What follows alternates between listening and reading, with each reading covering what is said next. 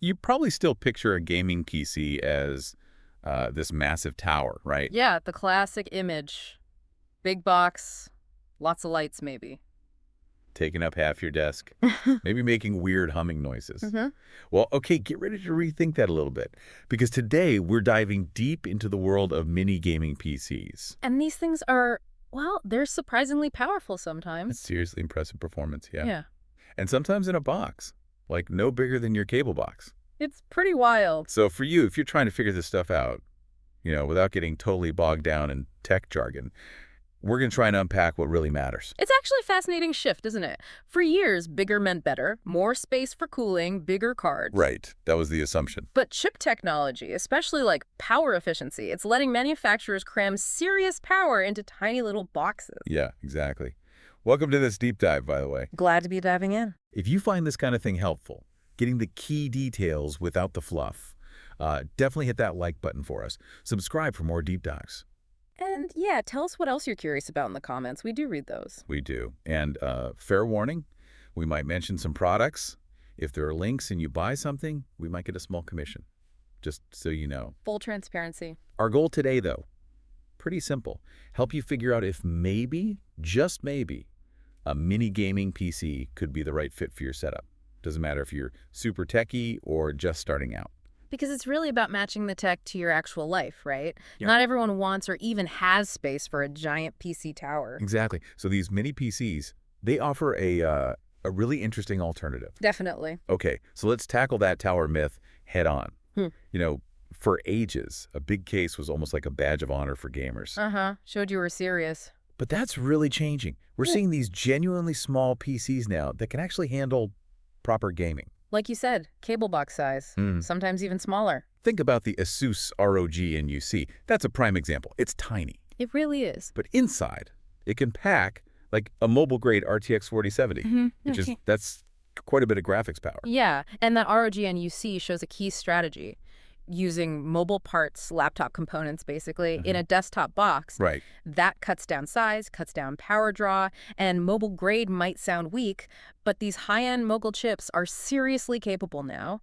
They're designed for smaller spaces, less cooling. Okay, but shrinking things down, it always comes with trade-offs, totally. Ways. Physics is physics. You just don't have the sheer volume inside a tiny PC for, like, the absolute biggest, hottest graphics cards and the monster coolers they need. Exactly. So if your dream is that, I don't know, RTX 5090 and the absolute top-end Core Ultra 9 chip, Yeah, the bleeding-edge stuff. you're probably not finding that in a truly mini PC. Or if you do, it'll cost a fortune and maybe sound like a jet engine. Space is the big constraint. So how do different companies get around this?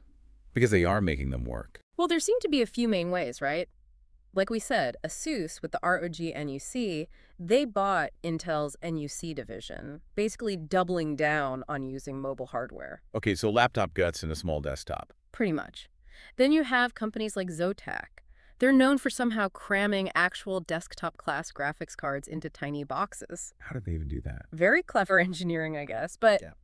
it often means they're harder to work on if something goes wrong, maybe harder to upgrade later. Right. And they tend to be pricier. You're paying for that miniaturization effort. Makes sense. Is that just the engineering cost, or maybe they just don't make as many of them? Probably a bit of both, yeah. Lower volume, higher complexity. And then there's a totally different route, like the GMK Tech Evo X. Aha, right, the APU approach. Yeah, instead of a separate graphics card, it uses a processor that has pretty beefy graphics built right in, an accelerated processing unit.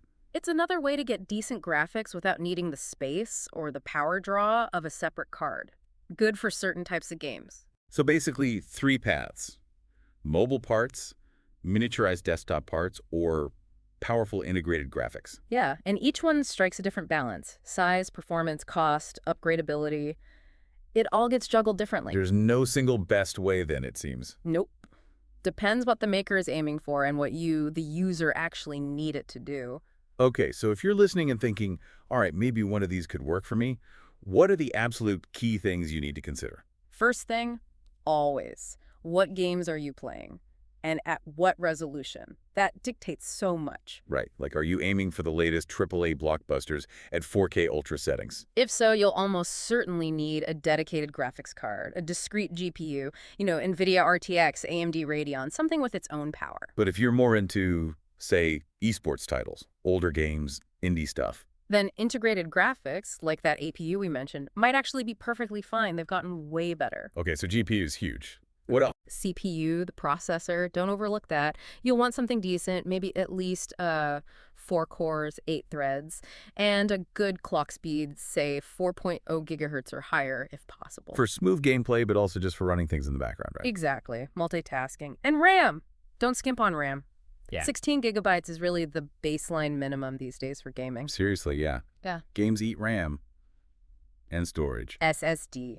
Definitely an SSD. At least 512 gigabytes, ideally more if you have a big game library. It makes everything load so much faster. And then the practical stuff, like ports. Oh, yeah. Gotta plug things in. Enough USB ports for your keyboard, mouse, headset, maybe controllers. Uh-huh. And check the display outputs. HDMI, DisplayPort. Yeah. Make sure it matches your monitor or TV. And Thunderbolt is a nice bonus if you can get it right for fast external drives or docks. Definitely a big plus, yeah. Adds a lot of versatility. Okay, so maybe some examples. The Minisform Venus series UM773 gets mentioned. Sounds like a budget option. Yeah, that one often comes up. It uses integrated AMD graphics, the Radeon 680M, which is pretty capable, especially for esports games like League of Legends or CSGO. Good value if that's your target. So affordable, decent for certain games. What about something with more graphical punch? Well, there's the Zotac ZBox Magnus one. That one, even if the CPU might be a generation or two behind sometimes, often packs a desktop RTX 3070. Okay, so a proper desktop card, that's a step up. Big step up. Makes it really capable for, say, 1440p gaming. But, as expected, it costs more. Trade-offs again. Right. And interestingly, the Apple Mac Mini M2 even gets a mention. Yeah, which might surprise some people. It's not just a gaming machine, obviously. No, people use it for work, creative stuff. But that M2 chip is no slouch. It can handle a decent range of games pretty well, alongside everything else. Good ports, too. But maybe game compatibility is still better on Windows for, like, the widest selection. Generally, yes. Windows still has the edge for the sheer number of games available, but the Mac is becoming more viable than it used to be. It really shows how those lines are blurring, doesn't it? Between work machines, creative machines, gaming machines. Absolutely. The hardware is getting powerful enough across the board. Okay, let's hit some direct questions people probably have. The big one.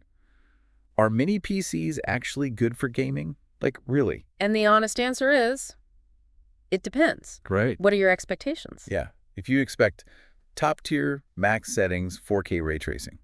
Probably not from the smallest, most affordable ones, no. But for 1080p gaming, absolutely. Indie games, older titles, esports, they can be fantastic for that. So manage expectations based on the specific model. Precisely. And when you compare mini PC versus a full-size desktop, remember performance isn't the only thing. If you live in a small apartment or just hate clutter, that small footprint is a huge win. it can be the deciding factor, even if you give up a tiny bit of raw power compared to a giant tower you have no room for. Okay, so it comes back to those trade-offs we keep mentioning. The classic triangle. Yeah. Price, performance, and upgradability.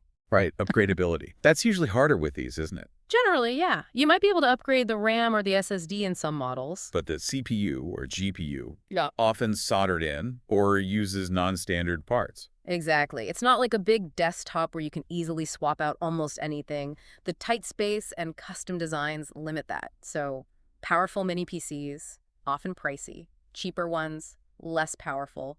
And upgrading later is often tricky. It's all part of that miniaturization challenge, fitting everything in, keeping it cool. Requires clever design, sometimes premium materials affects the cost. Limited airflow can mean performance might throttle under heavy load compared to a big, airy tower. Okay, so let's try and wrap this up. Key takeaways. Mini gaming PCs are definitely a thing. They offer real gaming potential without the huge box. But be realistic about the trade-offs. Top-end performance and easy upgrades might take a backseat to size and convenience. And the best one really depends on your games, your screen resolution, and your budget. Makes sense. Do your homework based on what you actually play. Yeah. And maybe think about this.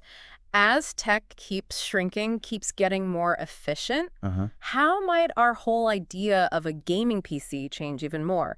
Is the big tower going to become like a niche thing for enthusiasts only? Ooh, interesting thought.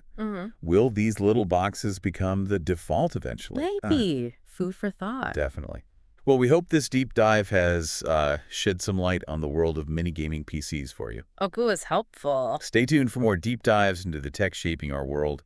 And hey, before you click away, please do hit like if you found this useful, subscribe so you don't miss the next one. And definitely drop your thoughts or ideas for future topics in the comments below. Yeah, let us know what you think.